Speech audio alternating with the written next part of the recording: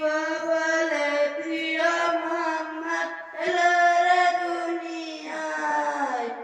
আইরে সাগর আকাশ বাতাস দেখবে দুনিয়ায়,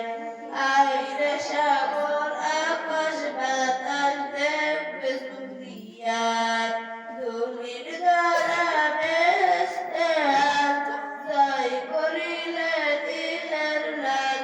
আজকে দেখে খুশির ঢেল নামেছে